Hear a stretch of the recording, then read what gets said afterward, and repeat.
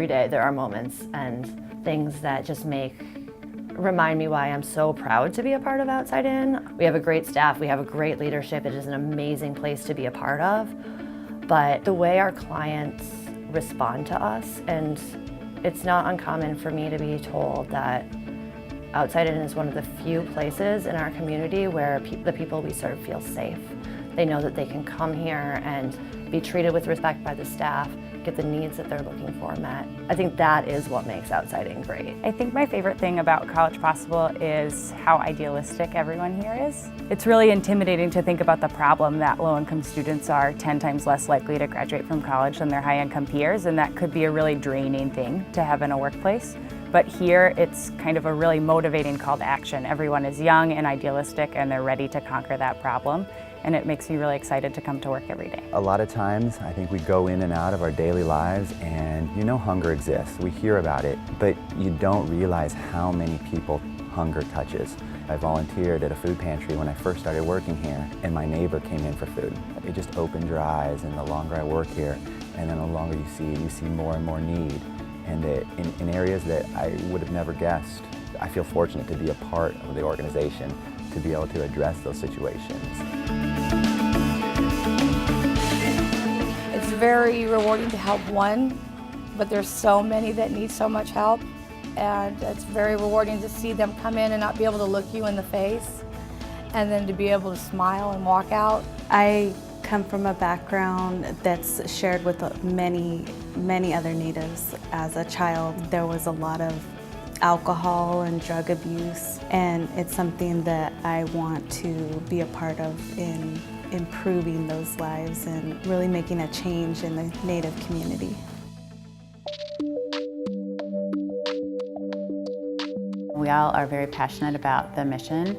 It's urgent work, so we're trying to really change the trajectory of education for the kids in our community, and we want to get it done yesterday. We work with awesome kids who are adorable, and we always remember that they are the reason that we're here. Working with underprivileged kids, they're just the most deserving people I can think of, and it's such gratifying work, and it's amazing when you can work with a child and then see them progress over the course of a school year or over the course of 3 years. For us, we work with kids starting in kindergarten and then follow them all the way through college, so you're able to see such success in kids. There is an ethic, a stewardship that you find in people here. What I've seen through my limited experience out visiting one of our nature preserves is the simplest of places that we might come across offers the most complex of stories and legacy behind it. All one needs to do is scratch the surface and want to learn more, and the Nature Conservancy certainly offers a platform to do so. A lot of people think that delinquency control is about, give me money all the time, and it's really not. We try really hard to stay in touch with people and let them know their options on what we can help them with, how we can help them with it. Sometimes those people that they just don't know what to do and they break down, and you kind of have to take on the counselor role a little bit and let them know that there's somebody in their corner that wants to assist them with what they're doing. And it can definitely be stressful, but I really enjoy it a lot.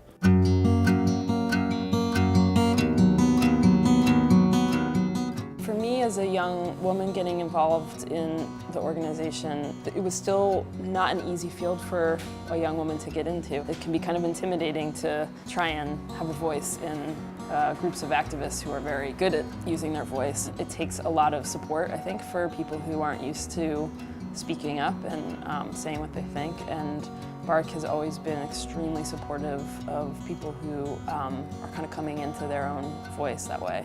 The leadership at Ability is incredible because they really look at each individual, each employee, and they ask you, what are your goals here? What do you want to get out of working here? And where do you see yourself in 5 years? That question, I think, is really important to all of us because we love working for Ability, we love the mission, but within that, there's also personal growth and professional growth, and the environment here is very supportive of that. I came in 3 years ago, started as a volunteer, volunteered for a year, and I was able to move up into a paid position, and then 6 months later to move into a supervising position, and then to be able to move into this new position which I have. Something I wouldn't have identified as being a fit for me or wouldn't have applied for if I'd have seen it, but actually they came to me and offered me the position and really wanted me to grow. And that's really important to me. That's been really unexpected and really amazing. I used to work at a very large company where we were just an employee number. And I know when I came here, I felt very much known, and that if for any reason I would end my job here, I know that it would be a hole very hard to fill. We were 12 employees when I was here, and now we're up to 40-something. And even though we've grown, we still keep that family environment, and that you are very important to our organization and a very valuable piece to make it sustainable. It's sort of ultimately like being treated like an adult. You know, oftentimes having worked in other organizations, trust is so important. And to watch even myself and my peers with given trust and autonomy and schedule and flexibility, you sort of rise to that. You're more inclined to go that extra effort. You're engaged. It's not work. It's fun. You know, it's what we do. A lot of organizations can be kind of a top-down kind of structure and kind of management style. At NICWA, we tend to be much more kind of parallel. I'd say we use a lot of teams in our work on a daily basis, and so in the teams you might be working with somebody who's your supervisor, or you might not. You might be working with your peers or other management staff too in the organization, support staff. I like that I have direct and immediate access to the folks that are in those positions, and they probably wonder, oh, here he comes again. But it's really great. I mean, I can always walk into to Sue's or Phil's office and ask them questions and get their input, the feedback, the back and forth. The end result is always amazes me. It's beyond what I could do by myself. We support each other. We don't tend to just put one job or one task to one person.